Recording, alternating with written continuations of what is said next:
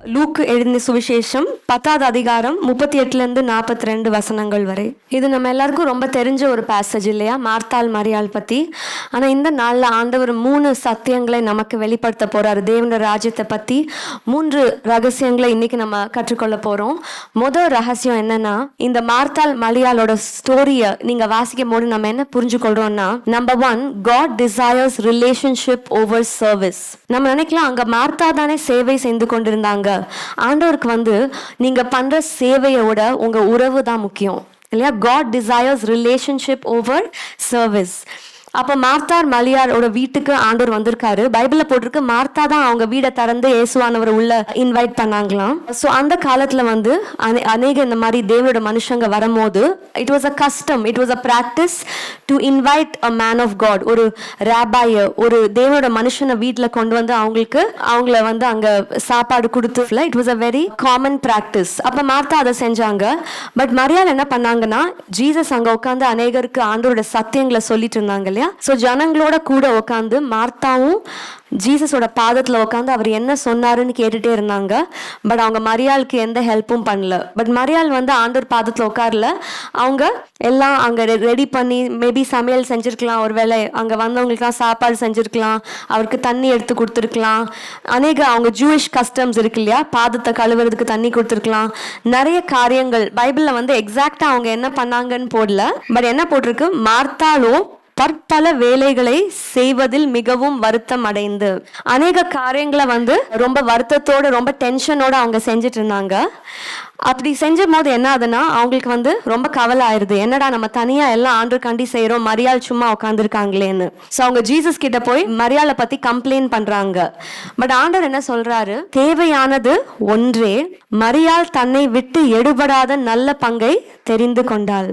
அப்ப ஆண்டவர் சொல்றாரு, நீ இதெல்லாம் செய்ய வேண்டாம், நீ இங்கேயும் அங்கேயும் ஓடி எனக்கு சாப்பாடு செஞ்சு எங்க கால்களை கழுவி இதெல்லாம் செய்ய வேண்டாம். ஒண்ணுதான் தேவை, என் பாதத்துல அமர்ந்தா போதும், மரியாள் அதை தெரிந்து கொண்டால் அது மாத்திரம் போதும்னு. இன்னைக்கு ஆண்டவரோட ராஜ்யத்துல நம்ம கூட அப்படிதான் இல்லையா? சில நேரம் மார்த்தா மாதிரி அநேக காரியம் ஆண்டருக்காண்டி நான் ஏதாவது செய்யணும், நான் வர்ஷிப் டீம்ல பாடணும், இல்லாட்டி நான் மெசேஜ் கொடுக்கணும், இல்லாட்டி நான் ப்ரேயர்ல ஹெல்ப் பண்ணணும், சேர் எடுத்து போடணும்.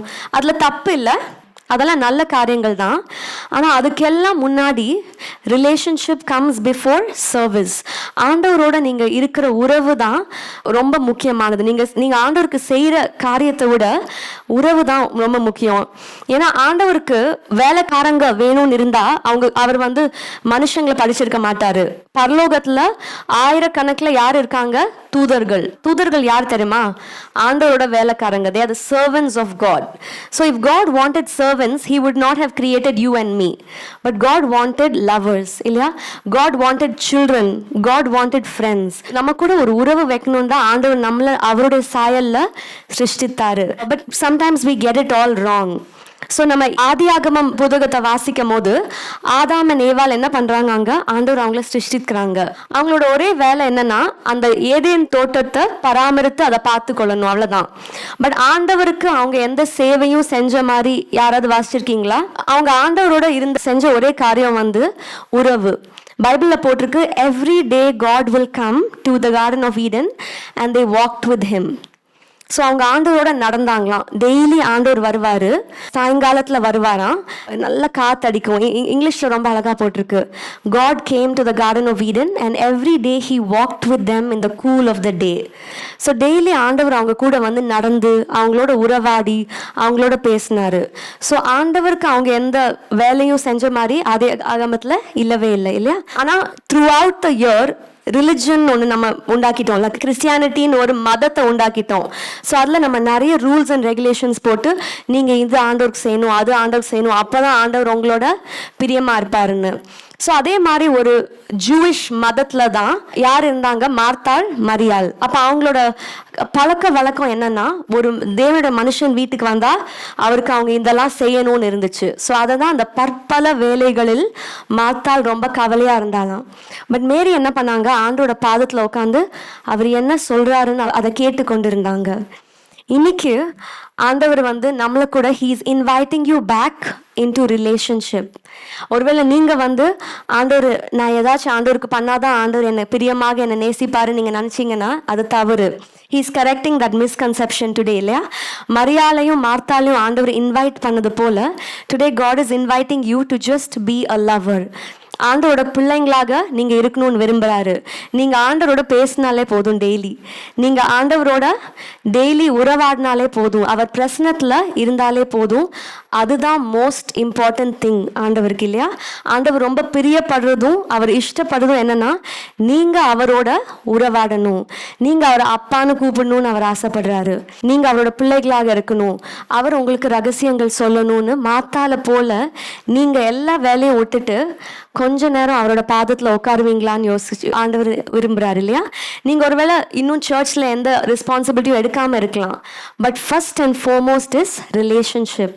ஆண்டவர் உங்களை இந்த சபைக்கு ஏன் கொண்டு வந்திருக்காருன்னா நீங்கள் தேவ பிள்ளைங்கள் நீங்கள் அறிஞ்சு கொள்ளணும், நீங்கள் ஆண்டவரோட டைம் ஸ்பெண்ட் பண்ணணும். அதனால தான் நம்ம இந்த சபைக்கு வந்திருக்கோம், டு அண்டர்ஸ்டாண்ட் தட் இல்லையா? அப்போ நீங்கள் கேட்கலாம், பட் நம்ம ஆண்டவரை ஆராதிக்கணும் இல்லையான்னு. இல்லையா? ஆண்டவர் இல்லை பைபிளில் போட்டிருக்கே நீங்கள் என்ன ஆராதிங்க என்ன துதிங்கன்னு. That brings me to my next point. True worship comes from revelation. உண்மையான ஆராதனை, ஆண்டவருக்கு பிரியமான ஆராதனை நான் கொடுக்கணும்னா அது வெளிப்பாட்டு மூலமாக தான் வரும்.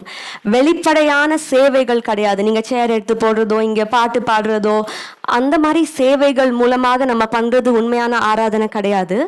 பட் உண்மையான ஆராதனை என்னன்னு நம்ம தெரிஞ்சு கொள்ளணும்னா ஆண்டவரை பற்றி இருக்க வெளிப்பாடு நம்ம பெற்றுக்கொள்ளணும். ஸோ மார்த்தா பண்ண காரியம் என்ன தெரியுமா? ரொம்ப ஆர்டினரி திங்ஸ். என்ன பண்ணாங்க? மேபி சமையல் செஞ்சாங்க, மேபி அவங்க கால்களே கழுவுனாங்க, மேபி எல்லாருக்கும் தண்ணி எடுத்து கொடுத்தாங்க, மேபி அந்த வீடெல்லாம் சுத்தம் பண்ணி ஜீசஸ் வராருன்னு ரெடி பண்ணியிருப்பாங்க. பட் ரொம்ப வெளிப்படையான காரியங்கள், எல்லாரும் செய்கிற காமன் திங்ஸ். பட் மரியாள் கூட ஆண்டவரை ஆராதிச்சாங்க தெரியுமா? ஃபர்ஸ்ட் என்ன பண்ணாங்க? ஆண்டவரோட பாதத்தில் உட்காந்து ஜீசஸ் யாருன்னு புரிஞ்சுக்கிட்டாங்க. இவர் எந்த ஒரு ராபாயும் இல்லை, இவர் சாதாரணமாக ஒரு தீர்க்கதரிசி கிடையாது, சாதாரணமான ஒரு மனுஷன் கிடையாது, இவர் தேவனோட குமாரன் என்று அறிஞ்சு கொண்டாங்க. இவர் உலகத்தின் ரட்சகர்ன்னு தெரிஞ்சு கொண்டாங்க.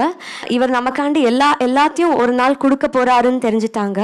அண்ட் இவருக்காண்டி நான் எல்லாத்தையுமே கொடுக்கணும்னு ஒரு முடிவு பண்ணி மரியாள் ஒரு ஆராதனை பண்றாங்க. அதை வாசிப்போமா? மத்தேயு 26ஆம் அதிகாரத்துல 6ஆம் வசனத்துலேருந்து 13ஆம் வசனம் வேற இருக்கு. ஸோ இந்த ஸ்ரீன்னு படுகிறது இங்க மரியாள், சரியா? ஸோ அவங்க என்ன பண்றாங்க? சைமன் ஒரு ஆள் வீட்டில் ஜீசஸ் இருக்காங்க, சீமோன் ஒரு ஆள் வீட்டில். அங்க மரியாள் வந்து தேவனுடைய பாதத்துல அழுது அவரோட பாதத்தை அவங்கள முடியால அந்த கண்ணீரெல்லாம் தொடச்சு ஒரு விலையேறப்பற்ற ஆலபாஸ்டர் பெர்ஃப்யூமை அவரோட காலில் உடைக்கிறாங்களாம். அந்த மாதிரி அவங்க ஆராதிச்சாங்க. அந்த மாதிரி யாருமே முந்தி ஆண்டவர் ஆராதிச்சதே இல்லை. பட் அவங்க ரொம்ப எக்ஸ்ட்ராடினரியா ஹார்ட் ஃபெல்ட்டா ஆத்தென்டிக்கா அவரை வர்ஷிப் பண்றாங்க.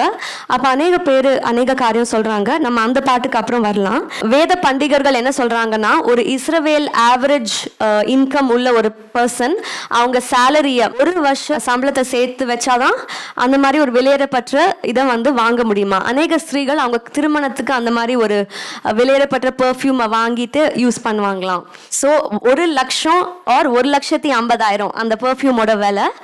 அந்த பெர்ஃப்யூம் அப்படியே வந்து ஆண்டவர் காலில் உடைச்சு அவரை வந்து அபிஷேகிக்கிறாங்க மரியாள் இல்லையா? அவ்வளோ சந்தோஷத்தோட அதை செய்கிறாங்க. அங்கே வந்து கண்ணீரோடையும் நன்றியோடையும் அன்போடவும் அந்த 1,50,000 இருக்கு அந்த பெர்ஃப்யூம் ஆண்டவர் மேலே போட்டு அவங்க அப்படி வர்ஷிப் பண்ணுறாங்க. முதல்ல நம்ம மார்த்தாவோட சேவையை பார்த்தோம், இப்போ வந்து மரியாளோட சேவையை பார்க்குறோம் இல்லையா? மார்த்தா என்ன பண்ணாங்க? சாதாரண எல்லாரும் பண்றது தான். மனுஷங்க வரும்போது சமையல் பண்ணி வீடை கிளீன் பண்றது, நத்திங் பிக். அவங்களுக்கு அது 1,50,000 ஆயிருக்குமா செலவு? இல்லை, மிஞ்சி போனால் ஒரு 5,000 செலவு வச்சிருப்பாங்களா? ரொம்ப நல்ல கிராண்டாக சாப்பாடு பண்ணால் கூட 5,000 ரூபாய். பட் அவங்க எப்படி பண்ணாங்க? பைபிளில் போட்டிருக்கு, மார்த்தாள் பற்பல வேலைகளை கவலையோடு செஞ்சு வந்தான்னு. ஸோ ஒரு கவலையோடும் ஒரு டென்ஷனோடும் ஒரு கோவத்தோடும் அப்புறம் ஜீசஸ்ட வந்து சொல்கிறாங்க, இந்த மரியாள் எனக்கு ஹெல்ப் பண்ணவே மாட்டான்னு கம்ப்ளைண்ட் பண்ணிட்டு முறுமுறுத்துட்டு அந்த மாதிரி செஞ்சாங்க. பட் மரியாள் என்ன பண்ணுறாங்க? 1,50,000 பெர்ஃப்யூம் எடுத்து ஆண்டவர் மேலே ஆராதனையில் அதை உடைச்சி அவர் மேலே போட்டு எப்படி செய்கிறாங்கன்னா ஒரு நன்றியோட கண்ணீரோடையும் அழுகையோடையும் சந்தோஷத்தோடையும், டியர்ஸ் ஆஃப் ஜாய் இல்லையா, அழுதுனா அவங்க கவலையோட அழுது இல்லை, சந்தோஷத்தின் கண்ணீரால அழுது அங்க செய்யறாங்க. இப்போ நான் சொன்னேன் உண்மையான ஆராதனை வெளிப்பாடின் மூலமா தான் வரும்னு. ஸோ இப்போ நானும் நீங்களும் ஆண்டவரோட ஒரு உறவு இல்லைன்னா, ஆண்டவரோட ஒரு உறவு இல்லாம நம்ம ஆண்டவர் ஆராதிக்கும் போது மார்த்தாலை போல நம்ம ஆராதிக்கிறோம். எப்படி தெரியுமா? ஐயோ சர்ச்சுக்கு போகணும், ஐயோ இன்னைக்கும் நான் தான் வர்ஷிப் போட்டிருக்காங்க, இன்னைக்கும் எனக்கு ப்ரேயர் போட்டிருக்காங்க, அப்படி நம்ம ஒரு முறுமுறுப்போட ஒரு வேற வழி இல்லாம நம்ம சர்ச்சுக்கு வரோம். வேற வழி இல்லாம நான் தான் சேர் எடுத்து போடணுமா, 10 வருஷமா நான் தான் போட்டுட்டு இருக்கேன், வேற யாராவது போட வைக்க மாட்டாங்களா, அப்படி நம்ம முறுமுறுத்து கொண்டு ஏனோ தானோ அப்படின்னு நம்ம செய்வோம். ஏன் தெரியுமா? நமக்கு அங்க உறவு இல்லை, வெளிப்பாடு இல்லை. ஏதோ இதெல்லாம் செஞ்சா ஆண்டவர் நம்மளை அங்கீகரித்து பாருன்னு ஒரு நினைப்போடு நம்ம செய்யறோம். பட் மரியாதை போல நீங்க முதல்ல உறவுல ஃபோக்கஸ் பண்ணும் போது, முதல்ல ஆண்டவரோட பாதத்துல உட்காந்து ஆண்டவர் உங்களை எவ்வளவு நேசிக்கிறாரு நீங்க தெரிஞ்சு கொள்ளும் போது, ஆண்டவர் உங்களுக்காண்டி அவர் ஜீவனே கொடுத்தாருன்னு நீங்க தெரிஞ்சு கொள்ளும் போது, worship becomes a natural response, service becomes a natural response. அப்ப நீங்க கொடுக்குற ஆராதனை, நீங்க கொடுக்குற சேவை யாருமே உங்களுக்கு சொல்ல வேண்டாம், யாரும் உங்களுக்கு ஃபோன் பண்ணி ஞாபகப்படுத்த வேண்டாம், இன்னைக்கு வந்துருங்க சண்டே சர்வீஸ், இன்னைக்கு நீங்க தான் ட்ரம்ஸ் வாசிக்கணும், நீங்க தான் கிட்டார் வாசிக்கணும், யாருமே உங்களை ஞாபகப்படுத்த வேண்டாம். நீங்களே சபையில வந்து பாஸ்டர் நான் என்ன செய்யணும், நான் ஆண்டருக்காண்டி ஏதாவது செய்யணும்னு. ஆனா எதுக்கு தெரியுமா? நீங்க ஆண்டவர் நேசிக்கிறனால செய்றீங்க. நம்ம என்ன நினைக்கிறோம், நம்ம இது செஞ்சா ஆண்டவர் நம்மளை நேசிப்பாருன்னு. மார்த்தாள் அதனால தான் சொல்றாங்க, நான் இது செஞ்சேன், நான் அது செஞ்சேன், மரியாள் ஒண்ணுமே செய்யலன்னு. அப்ப ஆண்டவர் அந்த சேவையை அங்கீகரிச்சாரா? அங்கீகரிக்கல. அவர் சொல்றாரு, இல்ல நீ மரியாதை போல இரு, நீ முதல்ல என் பாதத்துல உட்காரு, நீ அதெல்லாம் செய்ய வேண்டாம், என் கூட நீ இருந்தா போதும்னு. பட் மரியாள் செய்யறத ஆண்டவர் நம்ம அந்த ஸ்டோரியில பார்த்தோம், அங்கீகரிக்கிறாரு இல்லையா. That brings me through my third point. Jesus accepts and defends worship that is authentic, heartfelt and sacrificial.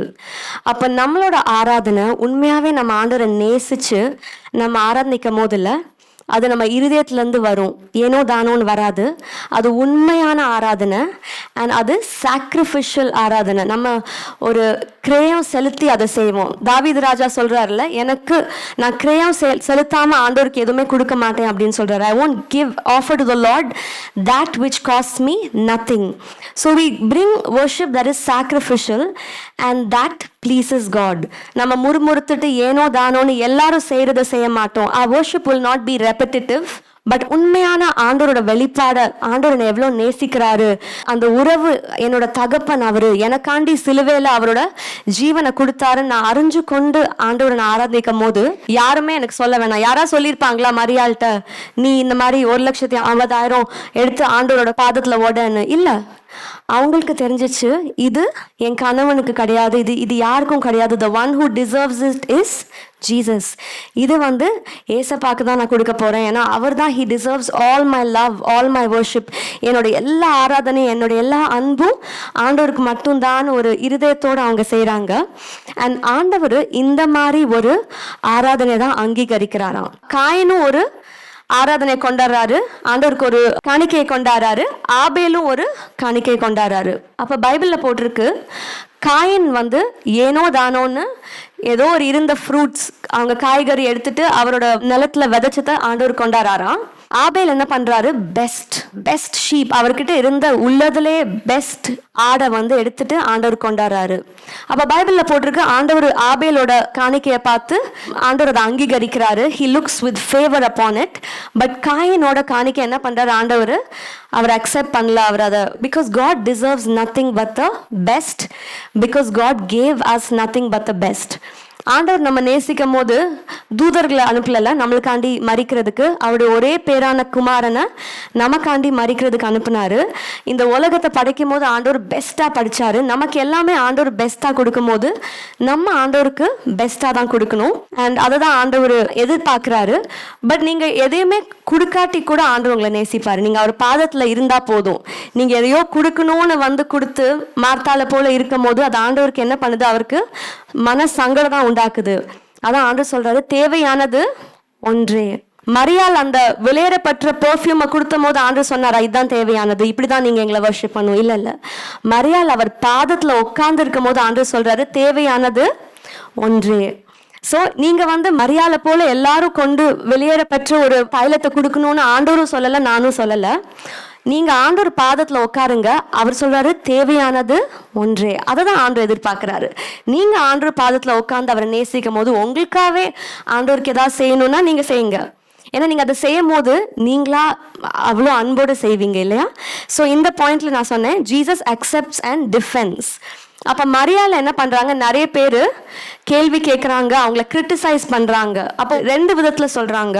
ஒரு மனிதர் சொல்கிறாரு, சைமன் சொல்கிறாரு, சீமோன் சொல்கிறாரு, இந்த மரியாள் வந்து ஒரு ரொம்ப பாவமான ஒரு ஸ்திரீ. இந்த பாவமான ஸ்திரீ வந்து ஜீசஸோட பாதத்தை தொட்டு இந்த மாதிரி தைலம்லாம் போடுறாங்க.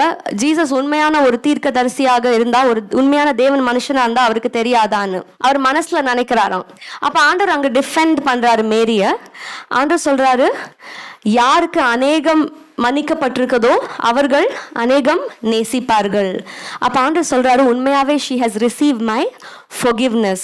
நான் அவளை நிறைய பாவங்கள் இருக்கு உண்மை, பட் அதெல்லாம் நான் மன்னிச்சு விட்டேன், அதனால என்னை நேசிச்சு என் பாதத்தில் ஆசீர்வதிக்கிறாருன்னு டிஃபெண்ட் பண்றாரு. ரெண்டாவது இன்னொரு ஆள் என்ன சொல்றாருன்னா, அந்த டிசைபிள்ஸ், ஜீசஸோட ஓன் டிசைபிள்ஸ் என்ன சொல்றாங்கன்னா, இது எவ்வளோ ஒரு வேஸ்ட், இந்த காசை விற்று இந்த 1,50,000 எடுத்து யாருக்கு கொடுத்துருக்கலாம், ஏழை மக்களுக்கு கொடுத்துருக்கலாம், இதே எதுக்கு இந்த அம்மா வந்து ஏசப்பாவோட பாதத்தில் போட்டு உடைச்சாங்க அப்படின்னு கிரிட்டிசைஸ் பண்ணுறாங்க.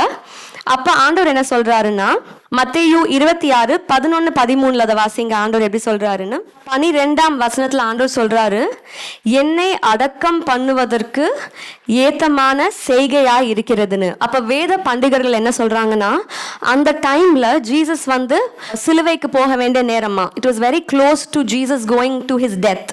அப்ப பைபிள்ல போட்டிருக்கு, ஆண்டவர் வந்து his soul was crushed to the point of death இல்லையா? ஆண்டவர் நம்மள மாதிரி ஒரு ஹியூமன் பீயிங்காகவும் இருந்தாரு. அவரு தேவனோட குமாரன், பட் ஆண்டவர் என்னவா இருந்தாரு, ஒரு மனித குமாரனா இருந்தாரு. So he had the pain, the sorrow of going to the cross. அப்ப சிலுவைக்கு ரொம்ப சந்தோஷமா ஆண்டவர் போல. பைபிள்ல போட்டிருக்கு, his soul was crushed to the point of death. உங்களுக்காண்டி எனக்காண்டி அவர் ஜீவனை கொடுக்கணும்னு விரும்பினாரு. பட் அந்த ரியாலிட்டி, ஐயோ சிலுவைக்கு நம்ம போக போறோம்னு ரொம்ப கஷ்டம், என் கூட இருக்க சீடர்கள் எல்லாம் என்னை மறுதளிக்க போறாங்கன்னு தெரியும், அவர் மனம் உடைஞ்சு இருந்தாராம் ஜீசஸ். அந்த நேரத்துல இந்த அம்மா வந்து என்ன பண்ணுது, இந்த பரிமள தைலத்தை அவர் பாதத்துல உடைச்ச உடனே ஆண்டவர் சொல்றாரு, she has prepared my body for burial ன்னு சொல்றாரு. என்ன போட்டிருக்கீங்க, என்னை அடக்கம் பண்ணுவதற்கு ஏத்தமான செய்கைன்னு. So it ministered to the heart of God இல்லையா? மரியாள் பண்ண அந்த ஆராதனை ஆண்டோட இருதயத்தை ரொம்ப தொட்டது இல்லையா? It really touched his heart. And அதனால தான் ஆண்டவர் பண்றாரு, என்ன பண்றாரு, ஹீ டிஃபென்ஸ் இட். ஜனங்க சொல்றாங்க இவ பாவமான ஸ்திரீன்னு. ஆண்டவர் சொல்றா, இல்ல அவ மன்னிக்கப்பட்ட ஸ்திரீ, அநேகம் மன்னிக்கப்பட்டனால என்ன நேசிக்கிறான்னு. அநேகம் சொல்றாங்க இது வேஸ்ட் ஆஃப் மணி, ஏழைங்களுக்கு இது கொடுத்துருக்கணும். ஆண்டவர் சொல்றாரு, ஏழைங்க அவங்க கூட எப்பயுமே இருப்பாங்க, ஏழைங்களுக்கு கொடுங்கன்னு. பேசினவங்க எல்லாம் ஏழைங்களுக்கு கொடுக்கணும்ல, அவங்க கொடுத்தாங்களா? இவங்களை கிரிட்டிசைஸ் பண்ணாங்க. அப்ப ஆண்டவர் சொல்றாரு, இல்ல என்னோட சரீரத்தை அடக்கம் பண்ணும்படி இவ ப்ரிப்பேர் பண்ணுறான்னு ஆண்டவர் அங்கே டிஃபெண்ட் பண்ணுறாங்க.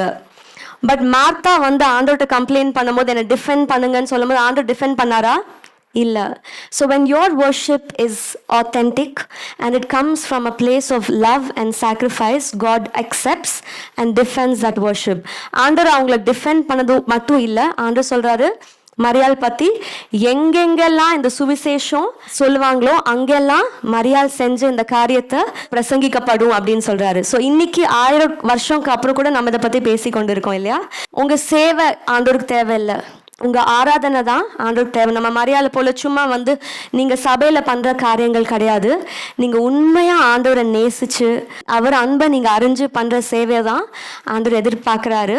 இன்னைக்கு ஆண்டவர் நம்மளை கூட ஹீஸ் இன்வைட்டிங் அஸ், தன்னை விட்டு எடுபடாத நல்ல பங்கை தெரிந்து கொண்டாள் அப்படின்னு போட்டிருக்கு இல்லையா? அது போல நீங்க கூட உங்களை விட்டு எடுபடாத நல்ல பங்கு என்னது, ஆண்டவருக்கும் உங்களுக்கும் இருக்க உறவு தான். ஒரு நாள் இந்த சபை இருக்காது, ஆண்டவர் திரும்ப வந்த பிறகு சபை இருக்குமா? இல்லை, ஆண்டவர் வர வர தான் சபை. நீங்க செய்யற காரியங்கள் எல்லாமே வந்து இந்த உலகத்துக்கான காரியங்கள், பட் உங்களுக்கும் ஆண்டவருக்கும் இருக்க அந்த உறவு தான் நித்தியமான உறவு.